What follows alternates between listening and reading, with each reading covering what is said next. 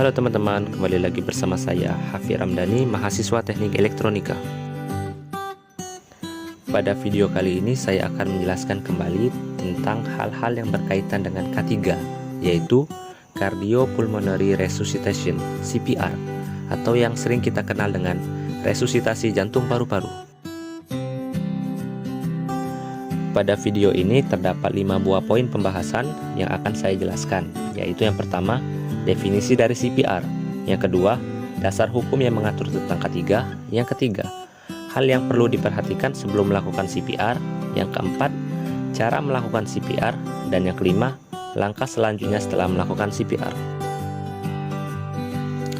Yuk, langsung saja kita bahas poin pertama, yaitu definisi dari CPR. CPR atau yang sering dikenal dengan resusitasi jantung paru-paru adalah tindakan pertama pada orang yang mengalami henti nafas karena sebab-sebab tertentu.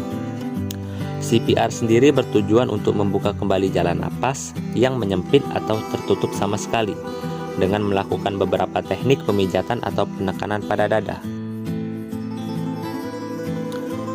Poin selanjutnya adalah dasar hukum.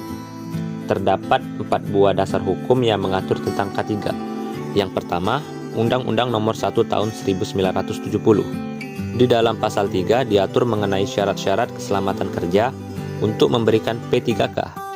Dan di dalam pasal 9 ayat 3 diatur mengenai kewajiban pengurus untuk membina tenaga kerja dalam pemberian P3K. Dasar hukum yang kedua adalah Permenakentras Nomor 3 Tahun 1982. Di dalam pasal 2 yang mengatur tentang tugas pokok pelayanan kesehatan kerja, di mana salah satu tugasnya adalah dalam pelaksanaan P3K dan pendidikan petugas P3K. Yang ketiga adalah Undang-Undang Nomor 3 Tahun 1969. Pada pasal 19 mengatur tentang kewajiban setiap badan, lembaga, atau dinas pemberi jasa atau bagiannya yang tunduk kepada konvensi ini dengan memperhatikan besarnya dan kemungkinan bahaya. Dan dasar hukum yang terakhir adalah Permenakentras Nomor 15/Men/8 Tahun 2008.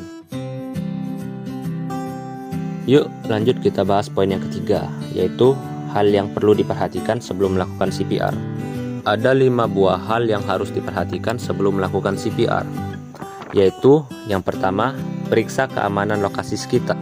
Pastikan kita tidak membahayakan diri sendiri saat melakukan CPR kepada seseorang yang tidak sadar. Lakukan apapun yang diperlukan untuk memindahkan diri sendiri dan orang lain ke tempat yang aman. Poin yang kedua adalah periksa kesadaran orang yang akan ditolong dengan cara mengetuk bahu lalu bertanya, lihat apakah ada atau tidaknya respon dari korban tersebut. Jika tidak ada respon, maka lanjutkan ke step berikutnya. Yang ketiga adalah panggil bantuan medis. Selain berfungsi meminta bantuan, menghubungi seseorang bisa menjadi track record ketika kita sedang darurat untuk melakukan CPR. Lalu yang keempat adalah evaluasi pernafasan.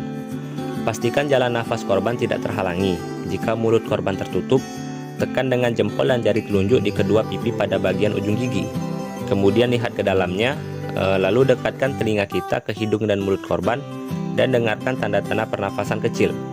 Dan yang terakhir, periksa juga nadi korban. Nadi korban dapat diperiksa pada bagian lengan dan leher, karena orang yang berhenti nafasnya belum tentu berhenti nadinya. Selanjutnya kita akan membahas poin yang keempat, yaitu bagaimana sih cara melakukan CPR. CPR sendiri dapat dilakukan oleh semua orang yang sudah terlatih atau belum terlatih. Teknik ini umumnya terbagi menjadi 3 tahapan yang sering dikenal dengan istilah CAB atau Compression, Airways, dan Breathing. Adapun langkah-langkah yang harus kita lakukan adalah yang pertama, baringkan korban secara telentang. Membaringkan korban secara telentang berfungsi untuk mencegah cedera saat kita akan menekan dadanya. Yang kedua, letakkan tumit tangan di tulang dada korban pada jarak selebar 2 jari di atas area pertemuan iga bagian bawah. Yang ketiga, letakkan kedua tangan di atas tangan pertama dengan posisi telapak menghadap ke bawah. Kuncikan jari-jari tangan kedua di antara yang pertama. Yang keempat, posisikan tubuh tepat di atas tangan agar lengan lurus dan kuat. Poin kelima adalah lakukan 30 kali penekanan pada dada. Tekan dengan kedua tangan langsung di atas tulang dada untuk melakukan kompresi. Dan yang terakhir, berikan 2 kali napas pertolongan.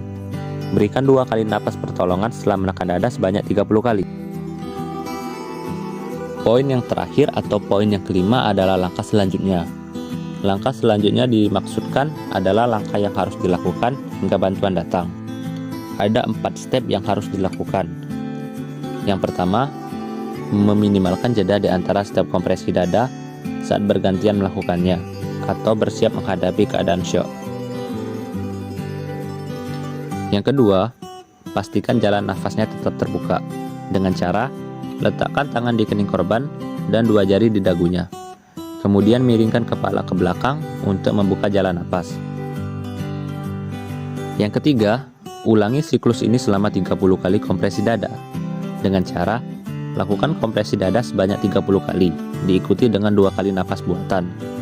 Kemudian, lakukan lagi kompresi dada hingga 30 kali, dan pernafasan buatan 2 kali. Lakukan terus-menerus hingga bantuan datang. Dan yang terakhir, gunakan alat AED atau yang sering dikenal dengan Automated External Defibrillator. Fungsi alat ini sendiri adalah untuk membantu jantung tetap kembali bekerja normal.